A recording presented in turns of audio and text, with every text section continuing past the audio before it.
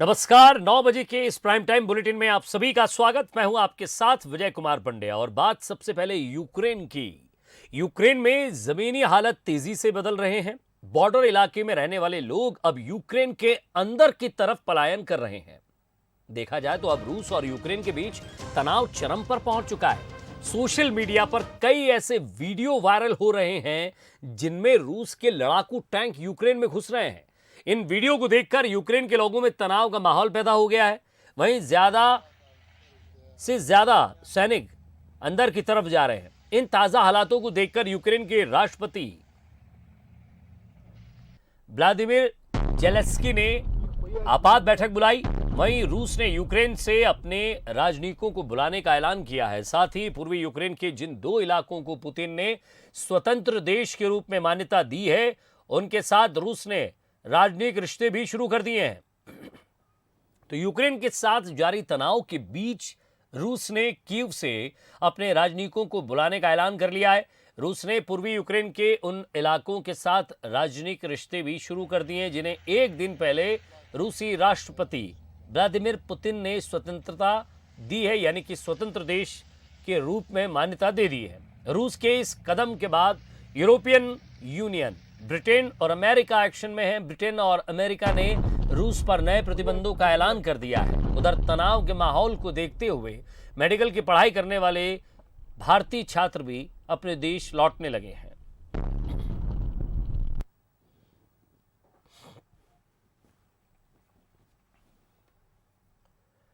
तो यूक्रेन में तनाव के बीच भोपाल के छात्र हर्षित शर्मा, जिसकी वतन वापसी हो गई है, जिसके बाद उनके परिजन काफी खुश हैं और सरकार को उन्होंने धन्यवाद दिया है। आपको बता दें कि मध्य प्रदेश के इंदौर और भोपाल के 2 छात्र एयर इंडिया के विशेष विमान से भारत लौटे हैं, जबकि अभी यूक्रेन में 20,000 भारतीय फंसे हुए हैं। अगली फ्लाइट 24 और 26 फरवरी को भारतीय नागरिकों को लेकर उड़ान भरेगी।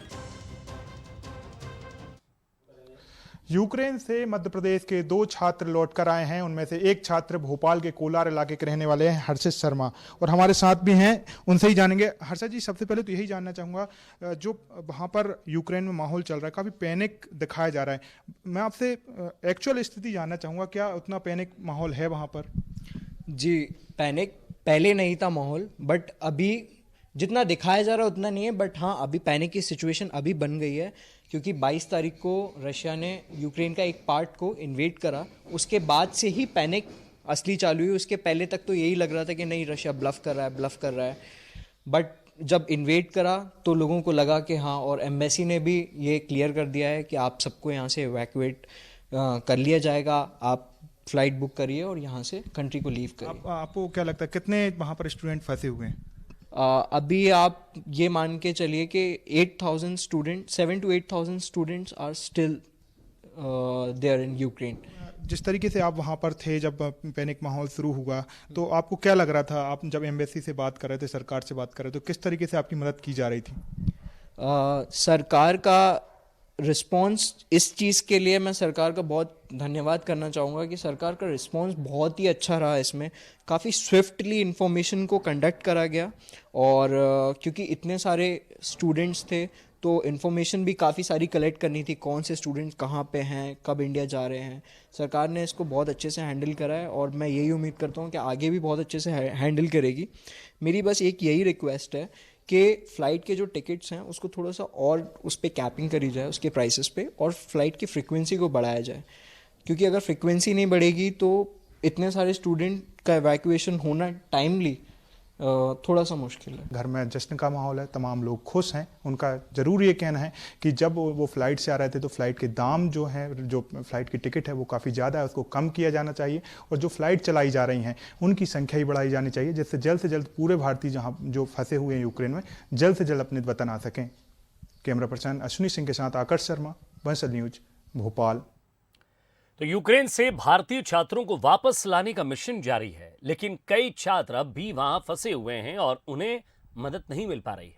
विदिशा की बेटी सृष्टि शैली विल्सन भी 15 दिनों से वतन वापसी की कोशिश में है, लेकिन सृष्टि को कोई सहायता नहीं मिल पा रही है।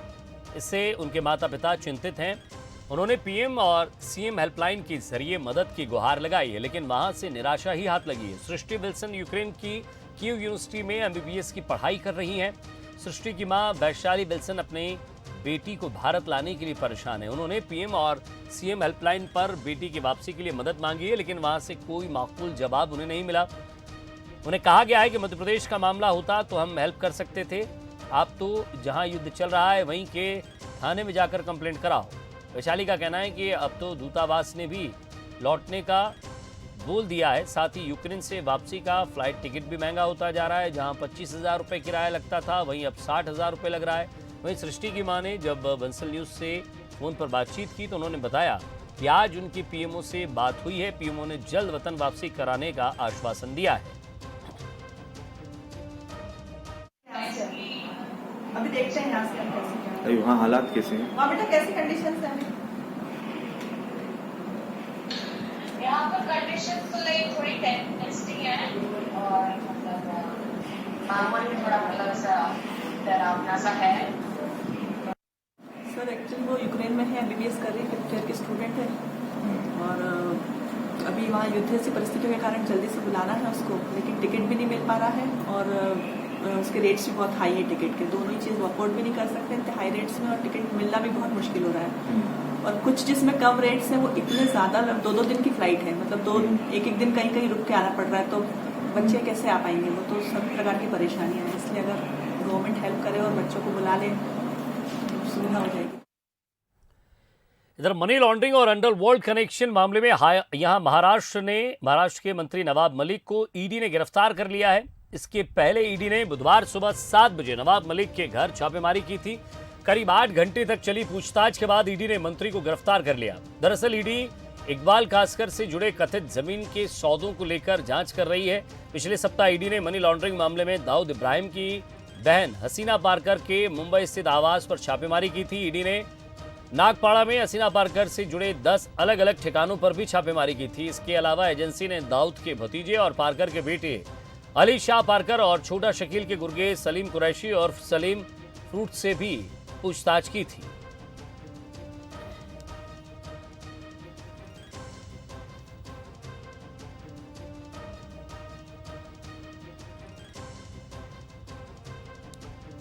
तो ये पूरा मामला आपको समझाते हैं। नवंबर 2021 में महाराष्ट्र के पूर्व मुख्यमंत्री देवेंद्र फडणवीस ने नवाब मलिक को लेकर खुलासा किया था। फडणवीस ने कहा था कि नवाब मलिक ने मुंबई में दाऊद के करीबियों से जमीन खरीदी थी। इसमें से एक मुंबई बम धमाकों में शामिल था। उन्होंने आरोप लगाया कि बम धमाकों में उम्र कैद की सजा काट रहे शैफ अली खान और हसीना पारकर के करीबी सलीम पटेल के साथ नवाब मलिक के व्यवसायिक संबंध हैं। फडणवीस ने आरोप लगाया था कि सलीम पटेल के पावर ऑफ अटॉर्नी वाली कुर्ला में 3 एकड़ जमीन यहां सॉलिडस नाम की कंपनी को बेची गई थी, जो नवाब मलिक की कंपनी है। ये कंपनी शाह अली खान के माध्यम से खरीदी गई थी। उन्होंने कहा कि जब जमीन का सौदा 2003 में हुआ तब भी नवाब मलिक मंत्री थे। 2019 में उन्होंने कंपनी से इस्तीफा दे दिया था। फडणवीस ने कहा था कि नवाब मलिक और उनके रिश्तेदारों की कुल 5 ऐसी प्रॉपर्टी पकड़ी है जिसमें 4 का संबंध अंडरवर्ल्ड से है।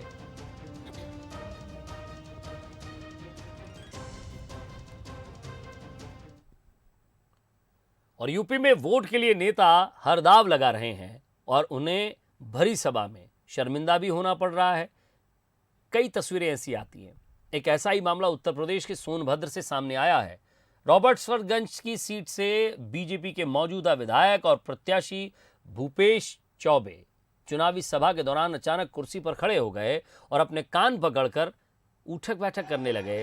ये तस्वीर आप देखिए। तो कान पकड़ने के बाद वे कुर्सी पर ही उठक बैठक करने लगे। ये 3 बार ही उठक बैठक लगा पाए थे कि बगल की कुर्सी पर बैठे एक नेता ने उन्हें रोक लिया। विधायक भूपेश चौबे ने 5 साल में हुई गलतियों के लिए जनता से माफी मांगी। यहाँ अंतिम चरण यानी 7 मार्च को मतदान होना है।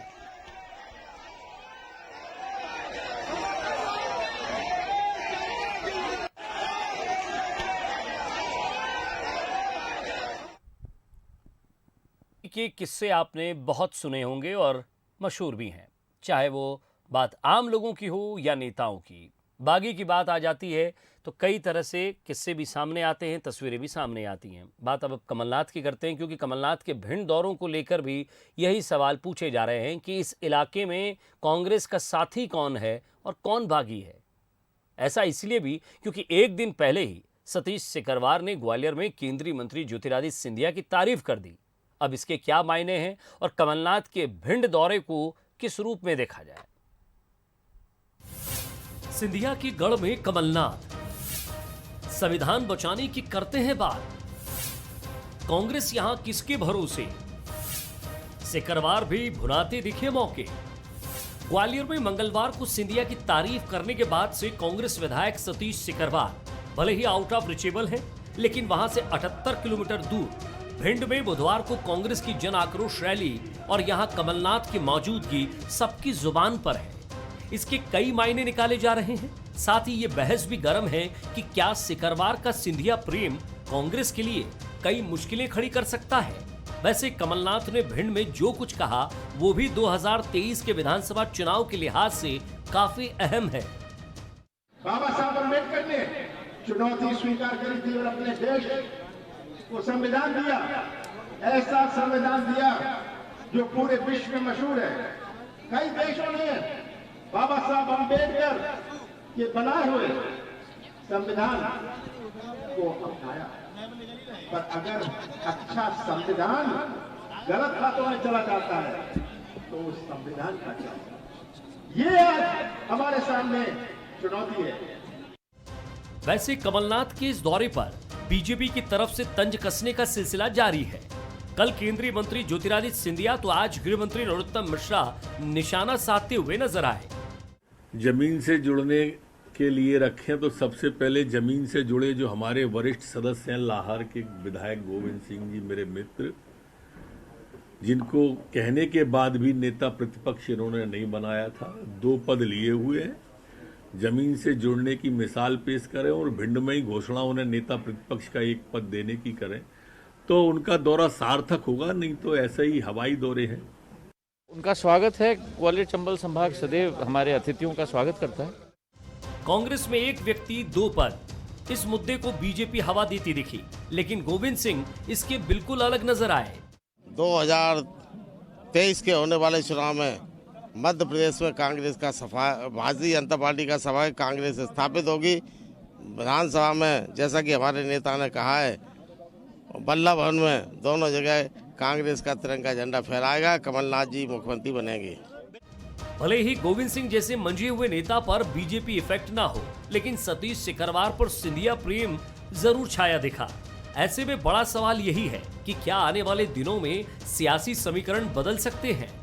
क्या सिंधिया बनाम कांग्रेस की जंग यहाँ तेज हो सकती है? क्या 2018 की तरह 2023 में भी कांग्रेस को बड़ा जन समर्थन मिलेगा? क्योंकि तब पार्टी में सिंधिया थे, अब हालात कुछ और हैं। ग्वालियर चंबल अंचल में ग्वालियर और चंबल संभाग के कुल 8 जिले हैं। 8 जिलों में विधानसभा की 34 सीटें आती हैं। 2018 के विधानसभा चुनाव में कांग्रेस का दबदबा रहा और 26 सीटों पर जीत मिली, जबकि 2020 में हुए उपचुनाव के बाद संख्या बदल गई। अब कांग्रेस के पास 17, बीजेपी के पास 16 और बीएसपी के पास 1 सीट है। सिंधिया की कांग्रेस छोड़ने के बाद यहां बीजेपी मजबूत जरूर हुई, लेकिन कांग्रेस अभी भी यहां मजबूत ही कही जाएगी। Bureau report, Bansal news. और इधर सिम्स मेडिकल कॉलेज में हर दिन बच्चों की मौत हो रही है। आंकड़ों के मुताबिक बीते 1 महीने में 60 बच्चों की जान चली गई। संभाग के सबसे बड़े मेडिकल कॉलेज में नवजात बच्चों की मौत से अब प्रबंधन भी सवालों के घेरे में है। रिपोर्ट देखिए सर। सिम्स मेडिकल कॉलेज, जनवरी का महीना और लगभग 60 बच्चों की अकाल मृत्यु।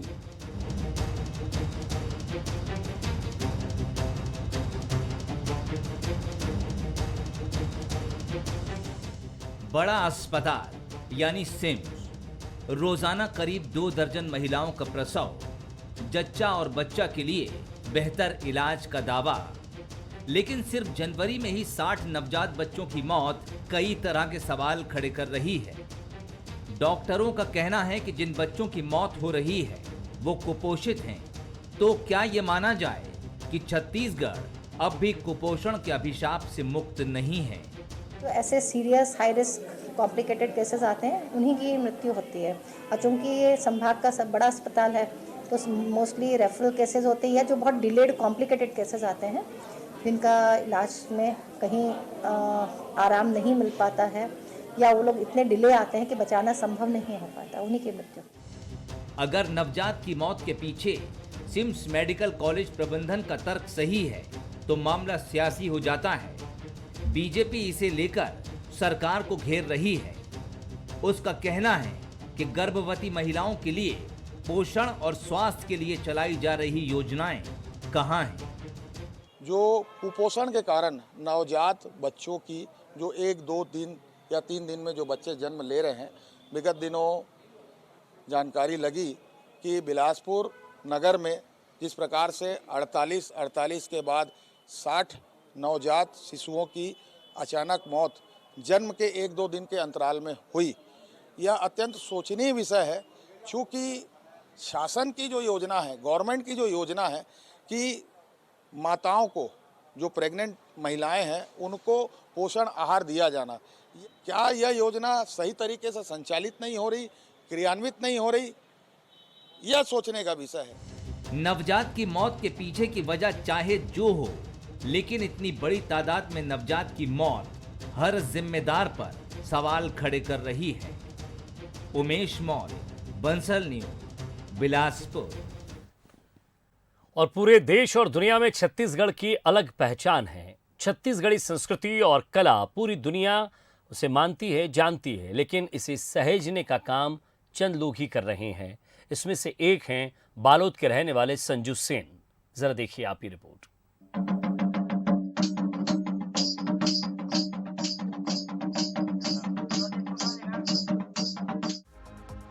कहने को ये महज बांस के बने वाद्य यंत्र हैं, जिनसे पंछियों की आवाज और कलकल करते झरने की गूंज भी सुनाई देती है। लेकिन ये और यहाँ मौजूद सैकड़ों वाद्य यंत्र न सिर्फ संगीत के रागों को छेड़ते हैं, बल्कि ये उस परंपरा और सभ्यता के भी प्रतीक हैं, जो कहने को सिर्फ हमारी है, लेकिन कहीं गुम होती जा रही है।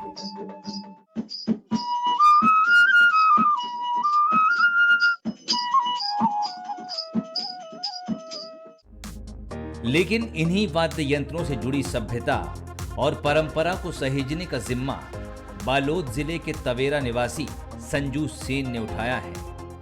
लुप्त होते जा रहे छत्तीसगढ़ी वाद्य यंत्रों को वो ढूंढ ढूंढ कर जमा कर रहे हैं। कुछ को अपने हाथ से गढ़ रहे हैं, तो कई को ऑर्डर पर तैयार भी करा रहे हैं। एक प्रेरणा तो कोरोना महामारी में से कि सब जूझत रही कोरोना महामारी में, तो घर बैठे बैठे ये सब चीज ला सोचें कि हमार पुरखा के धरोहर ला बचाए रखना ये कलाकार के काम है। कलाकार नहीं तो अन्य काम है कि अपन धरोहर ला बचाए रखना जरूरी है। तो ये सब नंदाए जाते वाद्य यंत्र मन अब पूरा विलुप्त के तादाद में है। आने वाला पीढ़ी भी नहीं जाने कि ये कौन सा वाद्य यंत्र है तेला, तो ये अपन सहेज के रखे नीला वाद्य यंत्र ला। बचपन से ही कला के प्रति रुझान रखने वाले संजू सेन को ये शिक्षा अपने दादा से मिली, जो खुद एक संगीत प्रेमी थे। इसके बाद संजू ने गांव के ही बच्चों के साथ एक टीम भी बनाई, जो पढ़ाई भी करती है और छत्तीसगढ़ी संस्कृति को बचाने के काम में संजू सेन का हाथ भी बटाती है। फिलहाल संजू के पास 100 से ज्यादा देसी वाद्य यंत्र हैं। ऐसे बहुत से वाद्य यंत्र है जो विलुप्त के तादाद में है और आने वाला पीढ़ी तो नहीं जान पाई है कि इस प्रकार के वाद्य है। तो मेरा एक ही उद्देश्य है कि आने वाला पीढ़ी जाने हमारे पुरखा के इस प्रकार के वाद्य है, उसको जानना बहुत जरूरी है, माने जीवित रखना बहुत जरूरी है। तो पूरा विलुप्त की तादाद में है पूरा नहीं। अभी शासन से तो कोई कुछ नहीं मिले हैं। आने वाला भविष्य में अपील करता हूँ कि मिले शासन से कुछ स्टॉल लगे या जितना भी महोत्सव होते उनमें हमारा मौका दे, बहुत जरूरी है। एक सैलून में काम कर अपने परिवार का गुजारा चलाने वाले संजू सेन अपनी कमाई में से कुछ हिस्सा बचाकर छत्तीसगढ़ी वाद्य यंत्रों को बटोरने और सहेजने का काम कर रहे हैं। संजू को इंतजार है एक ऐसे मददगार का जो उसके इस काम में उनकी भरपूर मदद कर सके, ताकि छत्तीसगढ़ी परंपरा को बेहतर तरीके से सहेजा जा सके। दिलेश्वर दिवांगन, बंसल न्यूज, बालोद। और इसी के साथ फिलहाल इस बुलेटिन में इतना ही। नमस्कार।